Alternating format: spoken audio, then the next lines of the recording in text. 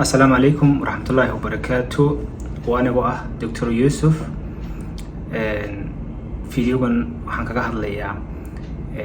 kala bedelka ruuga ama jilibka. Fiidiyoyo hore ayaan asagana ka sameeyay oo ku saabsan kala bedelka ruuga kadib xilliga aad socon karto ama aad lagu gulay inaad socoto. waa maxay kala bedelka ruuga ama jilibka. Fiidiyogan maanta waxaan kaga hadlayaa successkiisa ama raidka ama inta uu leeyahay guuleysiga kala bedelka ruuga waa intee. had iyo jeer waxyaabo fara badan ayaa ka qayb qaata in uu guuleysto ruugaagu qalliinka lagu sameeyay uu ku dhawaado 90% ama 100%. waxyaabaha waxaa ka mid ah dhakhtarka ku qalay iyo khibradiisa, implantiga ama biraha ama bahlada la isticmaalay. had iyo jeer marka ruuga la bedelo waxaa la geliyaa biro ayaa la geliyaa u samaysan sida ay u shaqeyso ay u bedesho shaqadii laabatada, taas oo ku xiran nooca ay tahay. waxaa jira ilaa in ka badan 300 oo company oo sameeya dhammaantood sameeya aaladahan lagu bedelayo ruuga. marka kambaniyadaas oo dhan way kala duwan yihiin, way kala jaban yihiin, way kala qaalisan yihiin, quality-gooda iyo guusha shaqadeeduna aad iyo aad u kala sareeyaan. marka waxyaabahaas oo dhan ayaa qayb qaadanaya in uu guuleysto ruugii lagu bedelay oo aad qofku isticmaalo ruugii loo bedelay 12 sano ama 20 sano ku dhowba. marmarka qaarkoodna uu dadka qaarkood 15 sano ama in ka yarba ay u baahdaan in qalliin kale loo suubiyo oo ah kala bedelkii ruuga. marka waxyaabahaas oo dhan kulay dadka badankoodu waxay u aadaan wadamada dibadda ay u aadaan in ay isticmaalaan loo sameeyo kala bedelka ruuga.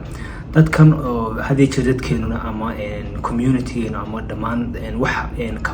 kama haystaan fikrad ah kama haystaan. marka la geeyo dhakhtarada dibadda bay la kulmaan in uu hadiya jeer ruugoodu uu marayo halkii stage ama xaaladii ugu dambeysay,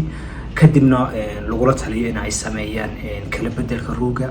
qofkii oo aan macluumaad dheeraad ka haysan, wixii aan fahansanayn, biraha xataa dhakhtarka u sameynaya qalliinkan aan su'aalo badan weydiin karaynin,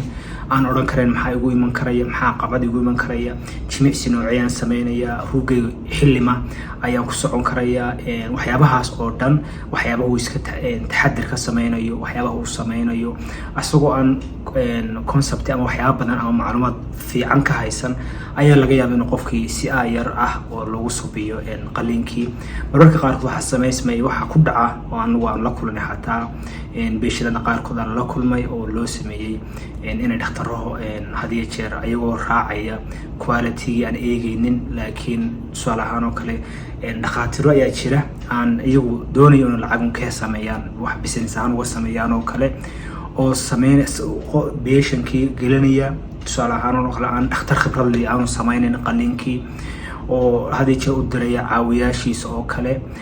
talabaada kale loo sameynayo iyadana in ay geliyaan hadiya jeer local ah implantiyo lagu sameeyay wadamada gudihiisa ama aan ahayn ku ugu fiican maxaa yeelay qiimihii iyo wixii oo dhan aanay u suurtagelaynin, iyo qofkan loo sameynayo oo aan ka haysan wax macluumaad ah, aan aqoon ah iyo aanu kala hayn. kadibna wixii lagu suubiyo ama qalliinka noocii loo sameeyay waa isaga uu ku faraxsan yahay. mar hadda dibadda lagu qalay, dhakhtar ajnabi qalay, banaanka uu tagay oo wadan kale uu tagay la soo qalay, sariir fiican iyo dhakhtar qurux badan iyo waxyaabahaas oo dhan ayuu hadiya jeer iskaga faraxsan yahay. marka dadkeenu dibadda tagaan qaar badan waxay sameeyaan qalliimo lagu sameyn karo wadanka gudihiisa oo lagu sameyn karo dhammaan dhakhtarada wadanka joogan ay sameyn karaan ay dadkeenu hadiya jeer u aadaan. tusaale ahaan oo kale wadamada dibadda ma garanayo, tusaale ahaan oo kale inay isku darayaan dalxiis ahaan oo kale iyo inay soo camaleed ama qalliin lagu soo sameeyo. laakiin waxaan kula talinay dhammaan inay markasta haddii ay gelayaan dhakhtarkan oo qalliinkan oo kale inay su'aalo fara badan weydiiyaan implantiga nooca uu gelinayo. hadii jeer kugu fiican waa kuwa Mareykanka iyo hadii jeer oo kale ama kuwa Talyaaniga sameeyo oo kale kuwa Ingiriiska oo sameeyo oo kale waa kuwa wadamada kuwa Jarmalka sameeyo oo kale wadamada dibadda hadii jeer Europeanka ama Mareykanku ay sameeyaan ayaa ugu fiican oo markii lagu sameeyay study ama research lagu sameeyay hadii jeer inta ay success rate kooda aad u sareeya laakiin waxa jira kuwa kale oo lagu sameeyo tusaale ahaan kale Asia iyo wadamadan lagu sameeyo oo ayaguna local ah ka qiimo jaban marka Soomaalida badankoodana qaarkood la galiyaba marka waxa ay ku xiran tahay in uu guuleysiga iyo reedkiisa xaddiga ay tahay dhakhtarka number 1 iyo implantiga ama qayb biraha la galiyay oo kale sidoo dhakhtarkaasi yahay iyo sida physiotherapy oo aad iyo aad muhiim u ah in qofku physiotherapy qayb lixaad leh oo aad iyo aad muhiim u ah ayuu qofku qaadan karaa ruuga marka loo bedelo waa jimicsi inuu aad sameeyo oo muhiim ah oo hadii jeer ruuga muruqada qaybta sare iyo ku hoos aad iyo aad ay muhiim u tahay dhakhtarkii qalinka ku sameeynaya qaybtiisi wax dhibaato ay ka iman mayso laakiin adigana waxa kugu xiran 80% ayaa kugu xiran in aad jimicsi sameyso in aad ilaaliso waxyaabahaas oo dhan hadii jeer ama waxyaabaha dhaca ama complication hadii jeer waxyaabaha dhaca aad iyo aad iyo yarihin 1% ama 3%